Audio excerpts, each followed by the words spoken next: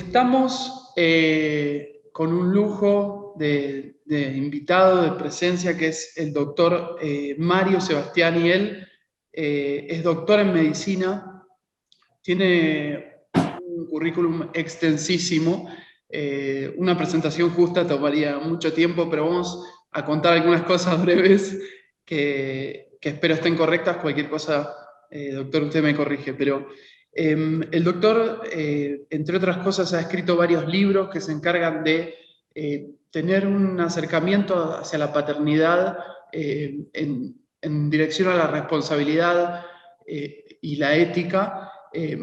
Ha tenido perdón, una participación decisiva en lo que fue la regulación, la ley de la interrupción del embarazo no deseado en Argentina. Ha participado en innumerables conferencias, ha traído docenas y cientos de niños al mundo, así que tan solo por eso estamos muy agradecidos y bueno, vamos a dar comienzo a la entrevista. Lo que nos convoca en este espacio en particular como tema central es este lujo de libro que recomiendo ampliamente, escrito por el doctor. El título, por si no se alcanza a ver, es Embarazado, mitos y verdades del hombre que espera un hijo. Obviamente lo he leído en ocasión previa a ser padre de mi primer hijo. Ha llegado a mis manos por un regalo de un tercero, es decir, yo ni sabía de su existencia, y recomiendo eso especialmente. Regalarlo, porque es un libro que lo necesita quien no sabe que lo necesita. Entonces, es muy interesante esta propuesta que tiene que ver con un reencuentro con la paternidad, es decir, sacando todos los estereotipos naif que conducen a innumerables problemas, tal como se encarga de desarrollar el libro. No se trata de discutir si la paternidad es buena o mala o términos binarios, sino que se trata de entenderla desde un nuevo lugar. Entonces, de una vez te saludo, muy buen día.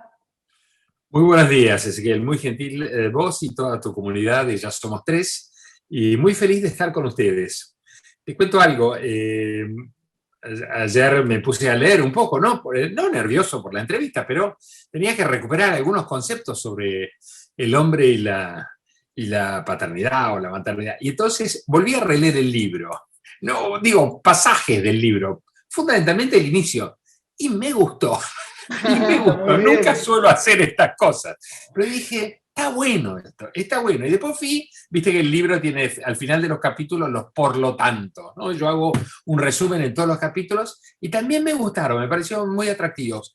Me volvió de nuevo la reflexión sobre lo que significa la complejidad, diría yo, pero sin hacer cosas dramáticas. Pero la complejidad de lo que significa esta historia de tener un hijo, ¿no? Alguien dijo alguna vez que hay 4 partos, un bebé, una mamá, un papá y una familia. Y nosotros, estos cuatro partos, en términos generales, los banalizamos.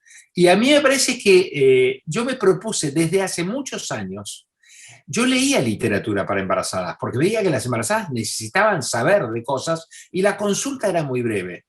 Pero siempre era el parto sin dolor, el parto con amor, qué lindo que es estar embarazado, y yo veía otra situación. Así que desde hace, yo diría, no menos de 25 años, fui creando un estilo, digamos, de no, si estás feliz, perfecto, no hay nada que decirte. Pero ojo que te puede cambiar la felicidad, porque no es fácil esto de tener hijos.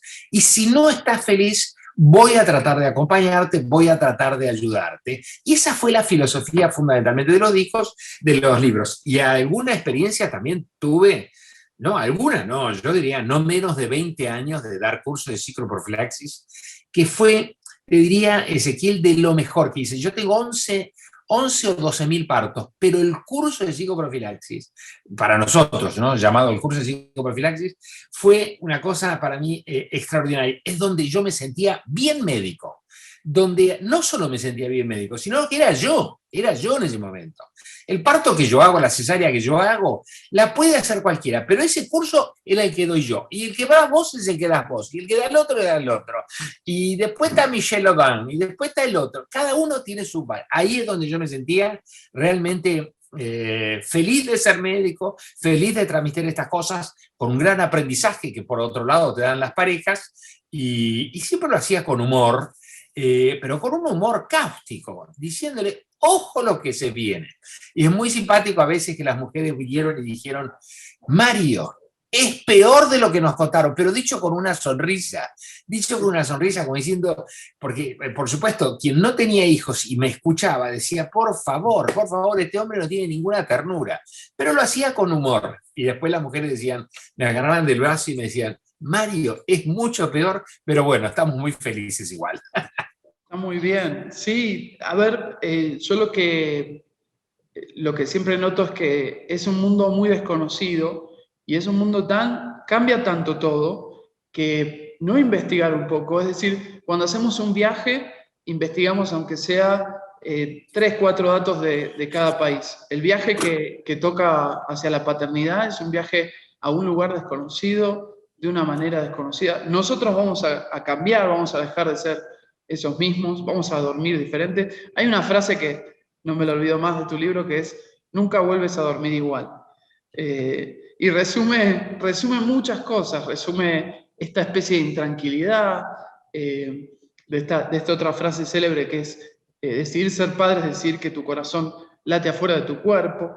Entonces, de alguna manera, ese precalentamiento, esa preparación previa, te quería preguntar entonces, desde el lado específicamente del hombre, ¿qué está sucediendo en general y qué necesitamos que suceda en el rol del hombre en la previa al embarazo, durante el parto y post?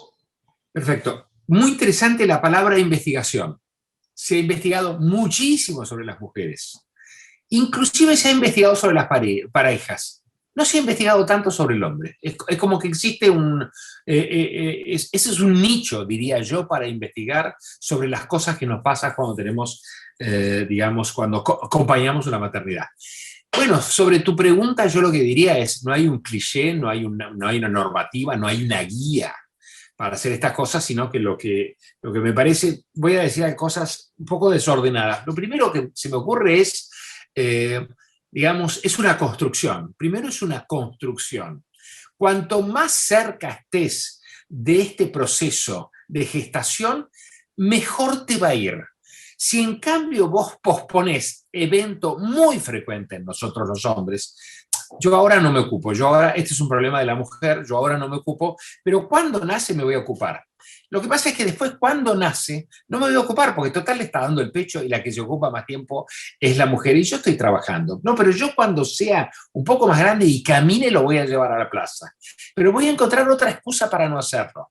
Esa es la peor de las situaciones. Cuando vos te alejás espontáneamente de esta situación, porque sentís que no es importante, que no compite con tu trabajo, que no compite contra tu rol de hombre proveedor, cada vez por ahí menos frecuente, porque hoy proveen la mujer y proveen el hombre, pero la idea es que cada vez que te alejas, estás perdiendo el tiempo, mientras que cada vez que te acercás, esto paga dividendos, esto te va a servir el día de mañana. ¿Qué es acercarse?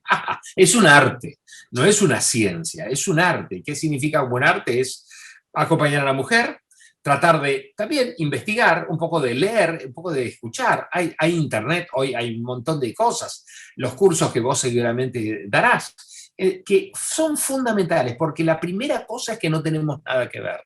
Y en cambio, cada vez que nos vamos adentrando en este mundo de la gestación y del parir y del tener un hijo, es realmente, uno ve la vida en blanco y negro. Cuando en cambio uno busca estas cosas, la vida se ve de Technicolor, como en las películas, se ve de muchos colores. Entonces la primera, sugerencia, no importa cómo empezó, si fue planificado o no fue planificado, no importa si tenés miedos, no importa si los metros cuadrados no te alcanzan, si pensás que el salario va a ser un... y por lo pronto tratar de involucrarse, tratar de ver qué es lo que está pasando, qué es lo que te está pasando. No es un psicoanálisis muy profundo, pero para nada, para nada. Ver qué le pasó a tus amigos. Los hombres somos menos políticamente correctos que las mujeres. Contamos cosas más complejas. O sea, el sueño eso no es baladí, es el 30% de nuestra vida. Y es un sueño muy importante y al cual solemos tener una frase: yo si no duermo 8 horas, no puedo vivir. Bueno, vas a vivir sin dormir 8 horas y vas a tener que ser lo mismo de eficaz y vas a tener que estar concentrado y vas a tener que hacer las mismas cosas sin dormir 8 horas. La otra cosa frente a estas situaciones me parece que es no solo investigar y hacer una cosa, no, ponerle humor porque no te vas a equivocar, no tiene importancia que te equivoques porque nadie te pidió nada, ni tenés que dar examen. Es distinto, es una situación de crecimiento. Entonces, el crecimiento no tiene la culpa para atrás. Despreocupate de lo que hiciste mal o bien para atrás. Fíjate lo que vas a hacer para adelante. Entonces, me parece que es un momento extraordinario. Los padres suelen ser más o menos jóvenes, hoy cada vez menos, e inclusive existen padres, como por ejemplo en mi caso, con un nuevo matrimonio y con un nuevos hijos, que fue toda una cosa completamente distinta. Entonces, lo importante es la palabra crecimiento, disfrutar del crecimiento, disfrutar de las dudas del crecimiento y tratar de alguna manera, de involucrarse. No es cargosear a la mujer, no sé si esta es una palabra que utilizan en México ustedes, no es estarle al lado, no es proteger. Intensear. No. No. Esto es como las cuerdas de la guitarra. Cuando suenan juntas juegan bien, pero si no están separadas, mantener esta individualidad, estos espacios, estas cosas, y de vez en cuando, bueno, surgirá espontáneamente la charla, la duda, los miedos, todo este tipo de cosas. Está bien, está perfecto. ¿Qué pasa con esta presión social que nos invita todo el tiempo a tener una concepción naif y muy estereotipada respecto de que todo tiene que ser ternura, todo tiene que ser edulcorado, las mujeres sí o sí quieren ser madres, una presión social muy fuerte que a veces nos interpela en la intimidad porque hay sentimientos encontrados en la práctica al respecto. Entonces, ¿qué pasa ahora sí cuando toda esta maquinaria naif le toca lidiar con situaciones como el divorcio o la infidelidad o la noción de un feto incompatible con la vida en camino? Situaciones muy difíciles que de alguna manera nos hacen apartarnos de ese rebaño feliz. En algún momento, Ezequiel, en alguno de mis libros, les pido por favor a los abuelos que cuenten la verdad de las cosas. Que cuenten la verdad, porque si nosotros queremos lograr nacimientos con responsabilidad, que significan nacimientos programados, nacimientos donde se cuide que haya techo, educación, salario, afecto, agua corriente. Lo que primero que tenemos que decir es que hay que tratar de convertir este evento en un nacimiento responsable. Ya voy a tu contestación de tu pregunta, pero quiero decir, qué curioso es que para comprar un auto, ni el banco ni yo corremos riesgos, ni la agencia que me vende el auto. Si yo me compro un departamento, una casita, ni la empresa que me vende, ni yo estamos corriendo riesgos. Está tan armadita la situación que en realidad es un evento muy responsable. Claro, me puede ir mal, no lo puedo pagar, te comprendo, pero en términos generales, ni la empresa quiere perder, ni yo quiero perder, ni el banco quiere perder que me presta la plata. En cambio, acá ponemos hijos, porque alguien nos dijo que los hijos son por amor. Y ahí es donde está este problema que vos muy bien definís como naif. No puede ser, no es por amor. No es por amor. Los hijos se tienen por un deseo. Primero, por un proyecto reproductivo que es irrefrenable. Nosotros queremos tener relaciones y las relaciones, ¿cuál es el sentido?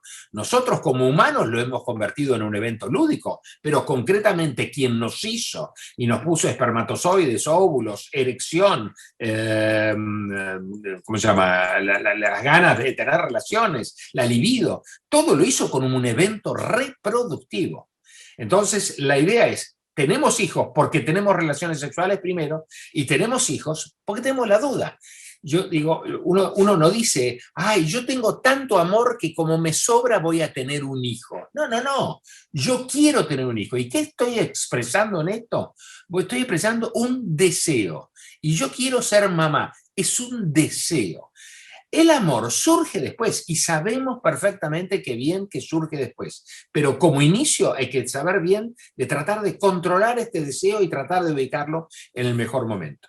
Y entonces siempre le decía a las abuelas, por favor cuenten la verdad de la historia. Es como si quisieran protegerlas de algo, de lo que va a venir.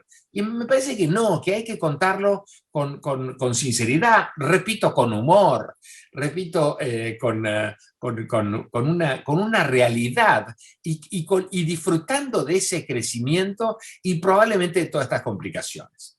Ahora bien, el embarazo puede no andar bien y efectivamente no anda bien. No solo no se duerme, cambia la sexualidad marcadamente. Mi tesis doctoral es sobre sexualidad y embarazo, hace muchísimos años, pero claramente la sexualidad va para abajo. ¿Qué es ir para abajo? Primer error que cometemos.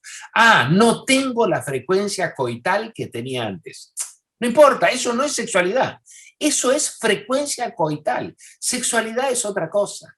Sexualidad es el acercarse, es las caricias, es masturbarse, es complacer al otro y tratar de estar complacido uno mismo.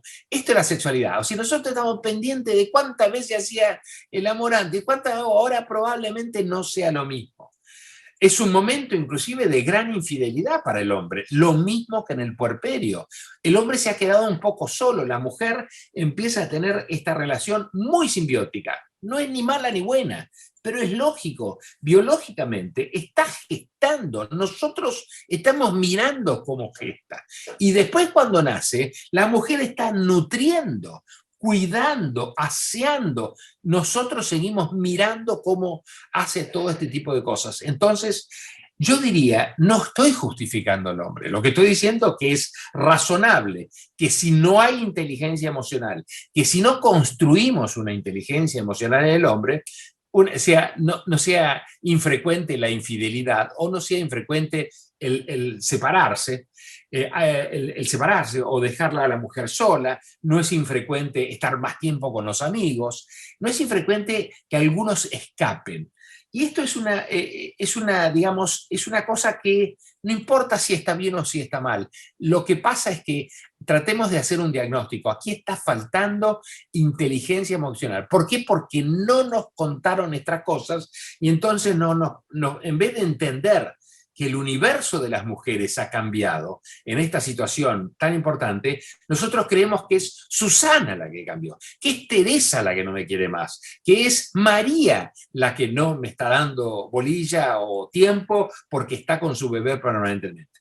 Estas cosas, ¿dónde deben de hablarse? Acá, en los cursos que vos das. Estas reflexiones deben darse exactamente ahí. ¿Para qué? Para no tener una concepción naif, baladí, almibarada de lo que es la maternidad. Claro. Hay como una cosa muy peligrosa que es esta actitud pasiva de decir, bueno, el hijo me enseñará, la vida te enseña. Desde mi modesta experiencia, es muy difícil mirando, es un exceso de optimismo, un exceso de autoconfianza, creer que mirando, que recibiendo pasivamente los estímulos de información que van sucediendo, uno se puede capacitar. En general, tenemos que aprovechar que somos 8 billones de personas en el planeta y que seguramente hay alguien que ya reflexionó, alguien ya escribió, alguien ya lo hizo mejor y nos puede transmitir conocimiento. Desde ese sentido, el compromiso con el conocimiento juega un papel esencial. ¿Estás de acuerdo con eso? Completamente. Completamente, y lo dijiste muy bien. Digamos, no es cuestión de esperar que esto surja de manera natural, porque somos hombres y somos artesanos. Por supuesto que vamos a tener eventos instintivos, pero fundamentalmente somos artesanos por naturaleza. Entonces, así como aprendemos otras psicohabilidades, me parece que de alguna manera es bueno digamos, leer, no voy a decir la palabra estudiar, pero es bueno leer un poco. ¿Qué es lo que sucede? Leer qué le sucede a la mujer, leer qué significa tener hijos, leer algún manual sobre ser padres y ir viendo un poco. Ahí va a haber una cantidad de tips que van a ayudar a estimular otras preguntas, porque la verdad que las preguntas son a veces mucho más interesantes que las respuestas, y van a formar lo que dijimos en un principio, Ezequiel, que es la inteligencia emocional para poder, digamos, disfrutar de lo bueno, que es facilísimo. Disfrutar de lo bueno es facilísimo. Lo que tenemos que tener es tratar de estar armados para ver cómo resolvemos esa sexualidad, cómo resolvemos ese cambio de pareja notable. ¿Cómo nos incorporamos a eso tan difícil que todos nos felicitan? Ah, ahora sos familia. ¿Y? ¿Pero qué significa esto?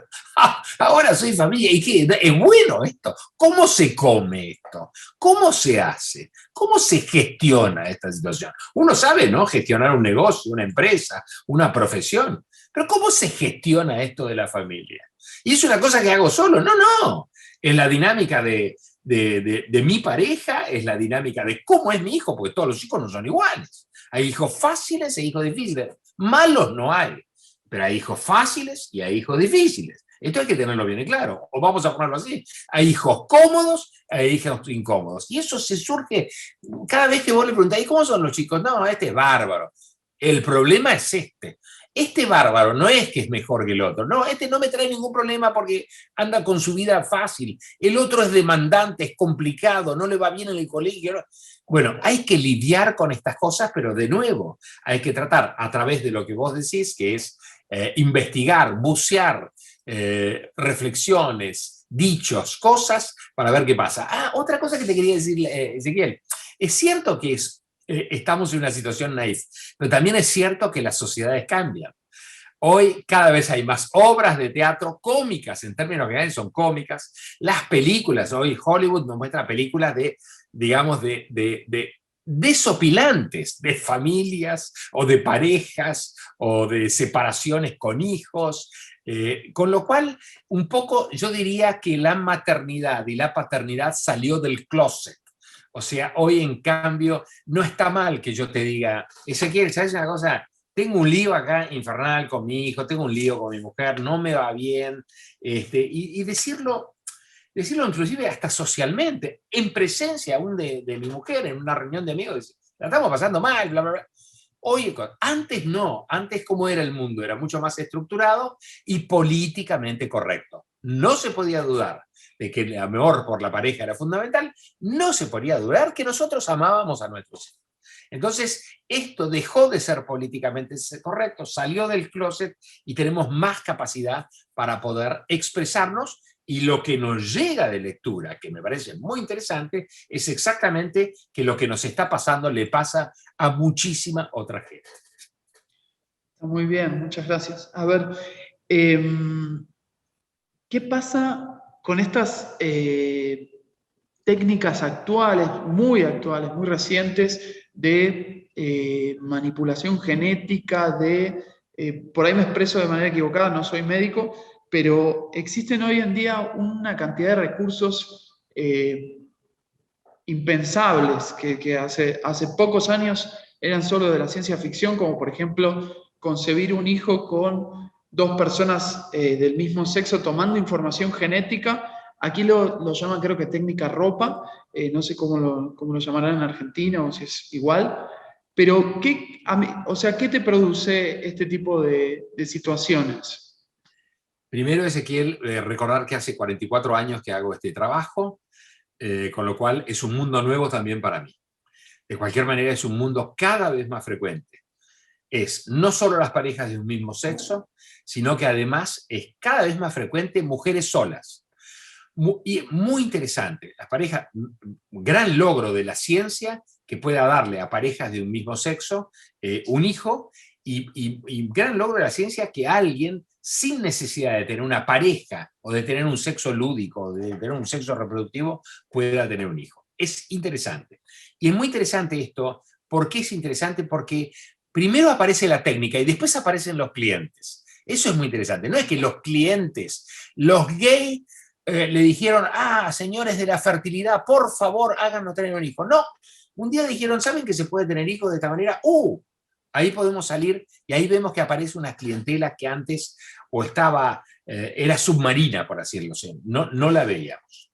Entonces, las técnicas reproductivas muy interesantes. El otro tema es las mujeres solas, muy interesantes también. Mujeres, en términos generales, yo diría las que yo veo, en términos generales no trabajo con mujeres de una condición social compleja, sino que de clase media, yo diría, y mujeres solas que no han logrado en la vida tener un hijo por no tener un compañero ideal, logran en edades. He atendido 56 años y 54 y 54 el año pasado. ¿Está bien o está mal? No me meto, porque exactamente como dije antes, que había que hacer proyectos de responsabilidad para tener hijos, estas son las más responsables de todas. No, pero Mario, son mujeres con mucha edad, son las más responsables. Tienen el dinero, tienen el techo, tienen el agua corriente, tienen las ganas, tienen la vida más hecha, más tiempo para darle al bebé. Con lo cual uno diría, no, perdónenme, pero no están nada malo estas mujeres. Y además, frente a tanto embarazo ocasional, no planificado, estas que planifican, la verdad que para mí, chapó, hay que sacarse el sombrero. La otra cosa es, ¿cómo va a terminar esto? Bueno, ahí, Ezequiel, se me ocurren dos cosas que, si vos me permitís, no las puedo demostrar, pero bien futuristas, bien futuristas. Vos hablaste de la manipulación genética. Hoy la edición génica te puede sacar, digamos, ¿cómo se llama? Genes para poder, para que no tengas manifestaciones propias de ese gen. Vamos a ponerlo de una manera risueña. Yo quisiera sacarle a mis hijos, quitarle el gen de la obesidad, porque soy gordito. Quitarle el gen de la ansiedad. Darle el gen del buen dormir, que yo no lo tengo. Le reforzaría el gen de Boca Juniors, que es mi equipo de fútbol querido. Entonces, pero estas cosas que nos reímos, hoy se pueden hacer. Por supuesto que están relegadas a enfermedades muy particulares, pero existe todavía una moratoria. No es que se pueden hacer y se hacen. No, todavía existe una moratoria. ¿Por qué? Porque cada vez que yo cambio este gen, no sé qué es lo que me pasa con los otros. Yo sé que este no lo quería, pero después no sé si este estaba relacionado con el resto de los genes. Entonces, tocar el genoma humano es una cosa que requiere mucha responsabilidad. Ahora bien, ¿hacia dónde va la sociedad? Cada vez vamos hacia bebés más, no voy a decir perfectos, no es la palabra, y me arrepiento de haberlo dicho, pero queremos bebés sanos. Las familias, las parejas quieren bebés sanos. Y la ciencia puede darte esas respuestas. Con lo cual, va a haber, inexorablemente, va a haber en algún momento una situación donde van a decir, pero yo te lo puedo dar aún más sano todavía. Inclusive te puedo jerarquizar la inteligencia. Inclusive te puedo que no sea obeso. Y que sea, puedo darle más, digamos, más habilidades gimnásticas, por así decirlo. Muy bien, ahí ¿cuál va a ser el problema que se va a enfrentar la sociedad? ¿Va a ser para todos o va a ser para unos pocos? Y ahí hay una parte de la filosofía que dice, no toquen nada, esto es imposible. Y hay otra parte de la filosofía que dice, yo estoy de acuerdo, pero que sea igual para todos, no que sea una cosa para ricos y una cosa para pobres. Y me dijiste otro aspecto que era la reproducción asistida. Había algún otro, por ejemplo, sí. Otro aspecto interesantísimo es el útero subrogado, el útero de alquiler. Una parte de la biblioteca, por favor, un horror, eso es para pobres, eso es una explotación de la pobreza. Sí, que en Norteamérica es legal, sí. Y otro, en cambio, dice que no, es una cosa interesante. Aún es interesante en el sentido de que haya un claro proyecto económico al respecto, porque alguien está donando un útero, pero nosotros donamos espermatozoides, otra mujer dona ovocitos, otros donan medio hígado, otros donan alguna córnea, otros donan y viven de su físico, con lo cual hay una parte de la biblioteca que ir y la otra que en cambio está a favor. Entonces, reproducción asistida me parece que va a ser un tema muy interesante y cada día más. Lo último, ya me acordé, probablemente Ezequiel no lo veas ni vos ni yo, pero es muy probable que terminemos en la exogestación, que no sea la mujer la que geste, sino que haya un lugar donde esto ya están las ovejas, no sé si las habrá visto alguna vez, las ovejas en el Children's Hospital de Chicago, en el Chicago Children's Hospital, donde ya hay ovejas que viven en una bolsa, donde hay líquido amniótico y donde hay un aparato que le aporta oxígeno, le aporta micronutrientes y le quita cosas, y las ovejas sobreviven muy bien. Entonces, la exogestación probablemente forma parte del futuro. ¿Y por qué digo esto? Voy a decir algo que es, bueno, probablemente las mujeres no quieran gestar en el futuro, no quieran tener estos 9 o 18 meses tan complicados de gestación, o el riesgo de la preeclampsia, o el riesgo de la diabetes, o el riesgo de ¿cómo se llama? De las hemorragias, de las diabetes. Entonces, probablemente en el futuro también haya esto. E interesante, porque probablemente los padres puedan todo el día estar mirando con una camarita el crecimiento de sus hijos. Esto es futurismo, sí, pero es un futurismo que yo creo que está a décadas de poder, digamos, darse. No sé si masivamente, pero quiero decir, es muy probable que la ciencia pueda perfectamente gestar fuera del cuerpo de una mujer.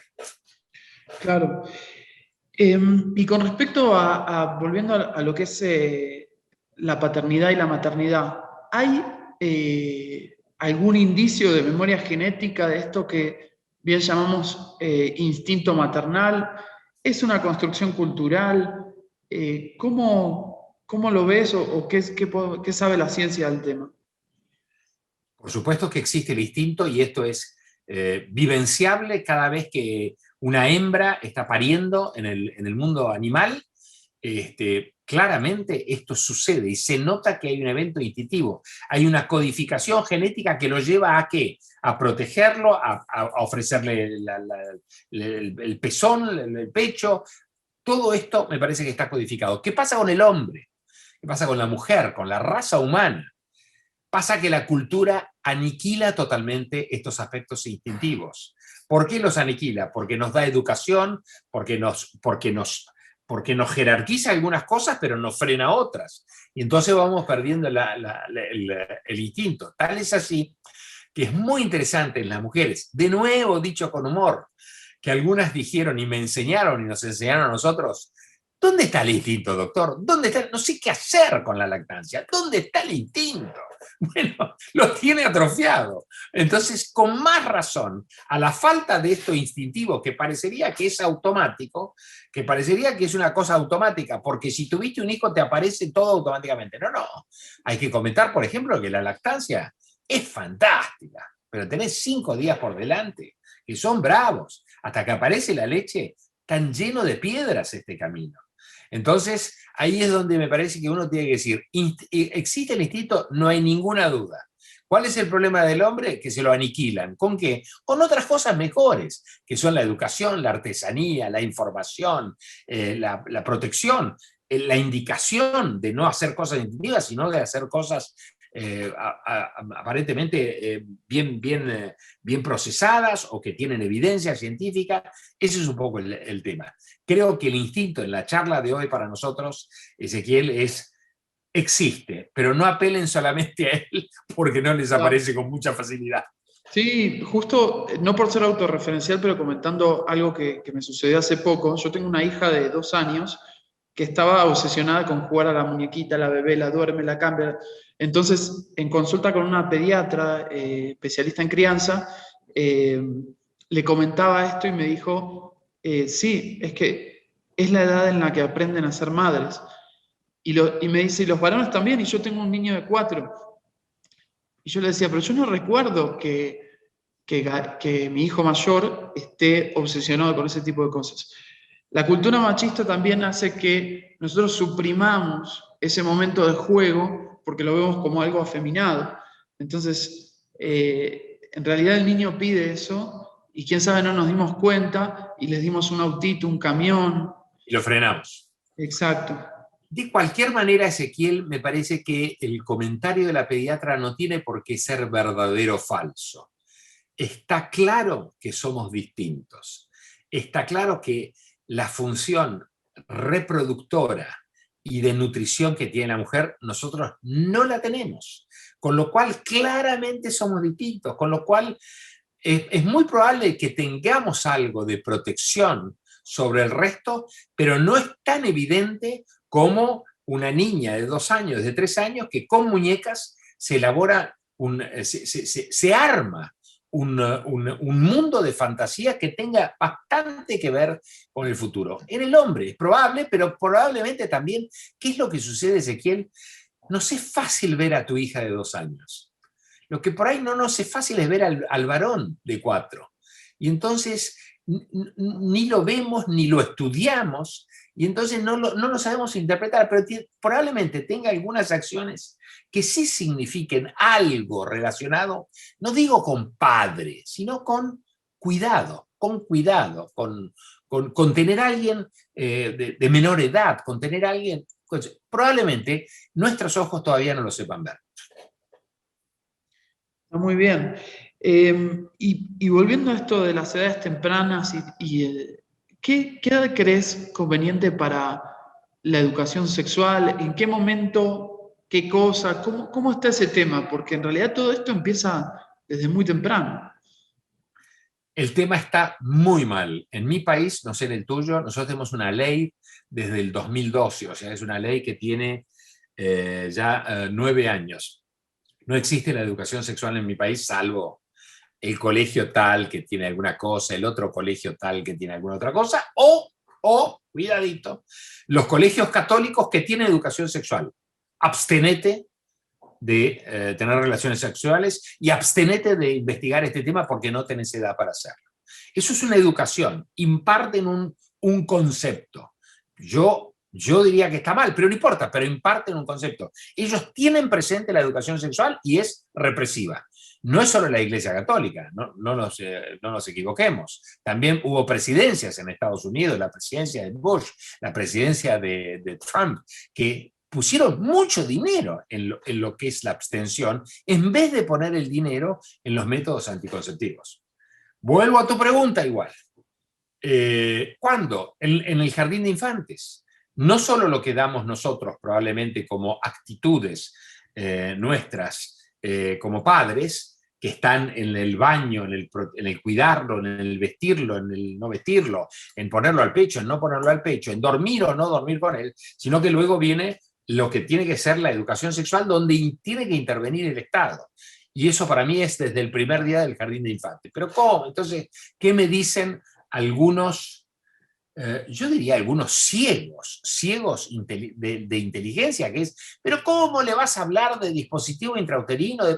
Por favor, educación sexual es conocimiento del cuerpo, es conocimiento del cuerpo del otro, es respeto. Hoy tenemos un grave problema con el género femenino, con la violencia hacia la mujer, pero, y vos me dirías, resolvelo, Mario. Bueno, resolvelo, te lo resuelvo. Empecemos a dar educación sexual desde un principio en los colegios. Empecemos a hablar de igualdad, empecemos a hablar de respeto.